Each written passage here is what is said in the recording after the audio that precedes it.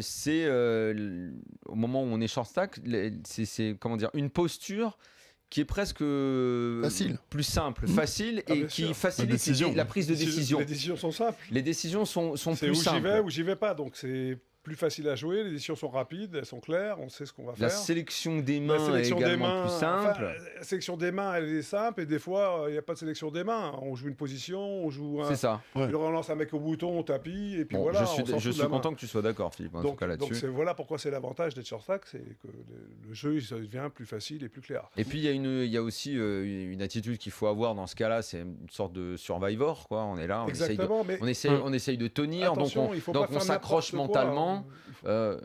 Il faut s'accrocher mentalement, il faut être solide, il faut attendre le bon moment, prendre la bonne décision, la bonne opportunité. Et pas faire n'importe quoi. Le jeu sort ça, qu'on fait pas n'importe quoi.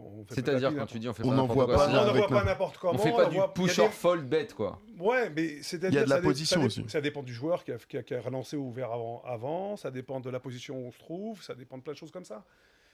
Si c'est un mec qui a acheté serré et qui open et tu vas pas envoyer tes 10 blindes avec une main complètement...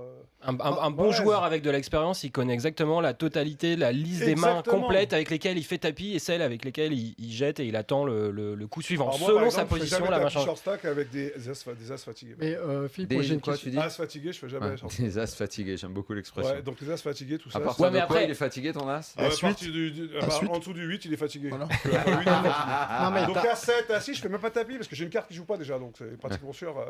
Philippe, tu as un très beau plan short stack. Tu le passes de temps en temps, mais tu peux passer des bluffs exceptionnels short stack. Oui, évidemment.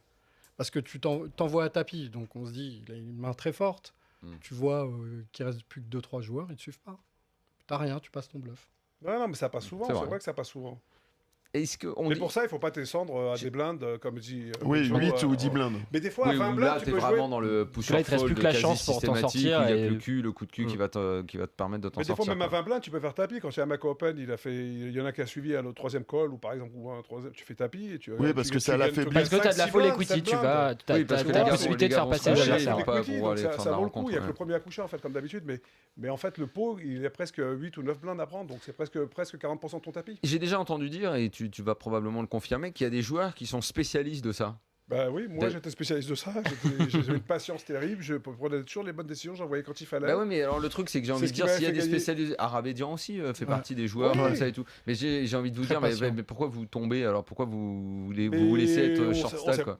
Ils font pas. Deux as contre des rois. En fait, on sait plus jouer short stack qu'avec des jetons, donc on préfère en perdre un peu. En fait, il t'a dit c'était plus facile à jouer. Mais ça veut dire que quand t'avais, si tu faisais monter des jetons, si t'avais beaucoup de jetons, t'étais pas à l'aise, tu savais plus quoi faire?